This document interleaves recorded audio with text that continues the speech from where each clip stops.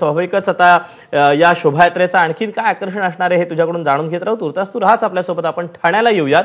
कोपिनेश्वराची पालखी यात्रा जी आहे ती अगदी काही क्षणामध्ये सुरुवात होणार आहे। अभिषेक मुठाळ आपल्यासोबत आहे।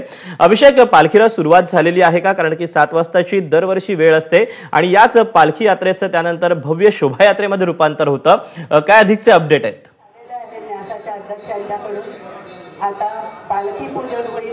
दीपक, अगदी काही क्षणामध्ये पालखीचं प्रस्थान जे आहे ते आपल्याला होताना पाहायला मिळणार आहे। आपण बघू शकतो मोठ्या प्रमाणात रेलचेल जे आहे ते या कोपिनेश्वर मंदिरामध्ये आपल्याला पाहायला मिळते आहे। सोबतच नरेश मस्के असतील किंवा मग इतर जे मान्यवर मंडळी आहेत, समोर आपण सहस्त्रबुद्धे सर देखील बघू शकतो आहे, ते देखील इथं दाखल झालेले आहेत। आपण त्यांच्याशी इथं बातचीत करण्याचा प्रयत्न करूया। विनय सर, कशा प्रकारे बघता आहेत एकूण नव्या वर्षाच्या तुम्हाला शुभेच्छा? काय सांगाल, काय भावना आहेत, काय असे ठाण्याची ही एक परंपरा झालेली आहे आणि या परंपरेत कार्यकर्तेच केवळ नव्हे तर सामान्य नागरिकही खूप उत्साहाने सहभागी होतात आणि यावर्षी या यात्रेला लोकशाहीच्या उत्सवाचं देखील एक पार्श्वभूमी आहे त्याची आणि त्यामुळे मला असं वाटतं की दुप्पट उत्साहाने लोकांचा सहभाग आहे। कोपिनेश्वराच्या कृपेने ठाणेकर मतदानाला सिद्ध होतील, मात्र उमेदवार जण ठरलेला नाही आहे। काय निश्चित असणार आहे? ठाणेकर कोणाला मत देणार? असं पाहिलं तर उमेदवार ठरलेलाच आहे आणि त्याचं नाव आहे नरेंद्र दामोदरदास मोदी। त्यामुळे लोकांनी या उमेदवाराच्या पाठीमागे उभं राहणाऱ्याला मत द्यायचं याचा निर्णय काही महिन्यांपूर्वीच घेतलेला आहे। उमेदवाराचं नाव ही एक औपचारिकता आहे, परंतु ती लवकरच पूर्ण होईल।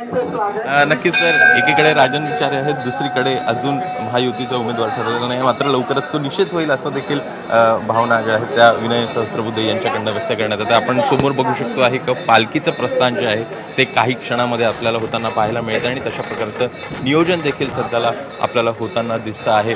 एकूण हेच आपण जाणून घेणार आहोत। आपण त्यांच्याशी बातचीत करण्याचा प्रयत्न करूया की नेमका कशा प्रकारचं नियोजन जे आहे ते यामध्ये आपल्याला होताना पाहायला मिळत असतं। कसं हे नेमकं नियोजन असतं, कसं नेमकं हे नियोजन असतं, कशा प्रकारे तुम्ही पालखीचं प्रस्थान असतं, काय याचा इतिहास आहे? नमस्कार।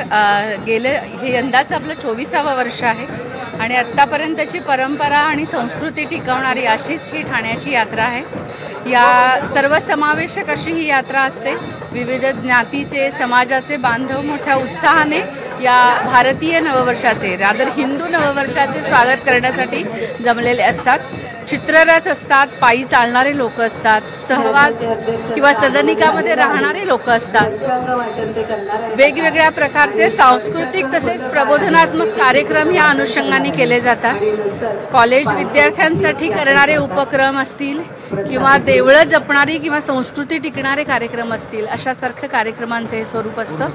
पूर्वसंध्येला संपूर्ण ठाण्यामधील हे जे मासुंदा तलाव आहे तिथे दीपोत्सव होतो। आपण बघू शकतो की आता सध्याला स्वाभाविकच आता ठाणेकर देखील सज्ज झालेले आहेत। अभिषेक, काही क्षणातच आता कोपिनेश्वरच्या पालखीला देखील सुरुवात होणार आहे। तुझ्याकडून अपडेट जाणून घेत राहू। यानंतर आपण नागपूरमध्ये जाऊया। शोभायात्रेला सुरुवात होते। ढोल ताशा पथक जे आहे त्यांच्याकडून सादरीकरण केलं जात आहे।